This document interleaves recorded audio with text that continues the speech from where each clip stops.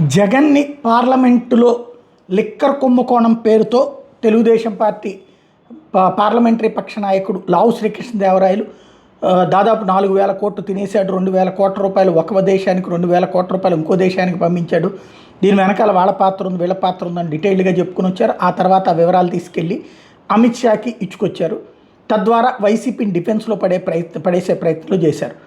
అదే సందర్భంలో ఇప్పుడు తెలుగుదేశం పార్టీని డిఫెన్స్లో పడేసే ప్రయత్నాన్ని రాజ్యసభలో బలం ఉన్నటువంటి YSR Congress party చేసుకొచ్చుకుంది.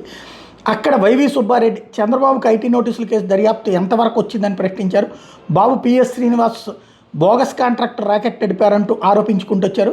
Bogus sub contractor ద్వారా ఇన్వాయిసులు సృష్టించారని, బోగస్ ఇన్వాయిసుల ద్వారా 2,000 కోట్లు పన్నెగ్గొట్టారని, ప్రస్తుతం సీఎం చంద్రబాబుకి ఐటీ శాఖ నోటీసులు ఇచ్చిందని, ఈడబ్ల్యూఎస్ హౌసింగ్ స్కీమ్ ప్రాజెక్టు నుంచి డబ్బుల్ని కొలగొట్టి ఆ డబ్బును చంద్రబాబుకి ఇచ్చారని, ఐటీ అధికారుల దగ్గర మనోజ్ వాస్తవ అనే వ్యక్తి అంగీకరించాడు అంటూ ఫైనాన్స్ బిల్లు మీద చర్చలో తీసుకొచ్చారు. వాస్తవంగా ఫైనాన్స్ బిల్లు మీద జరగాల్సిన చర్చలు చివరికి రాష్ట్ర రాజకీయాలకు వేదిక అవుతున్నాయి. మొన్న వాళ్ళేమో జగన్ని టార్గెట్ చేస్తే ఇవాళ వీళ్ళేమో బాబుని టార్గెట్ చేశారు.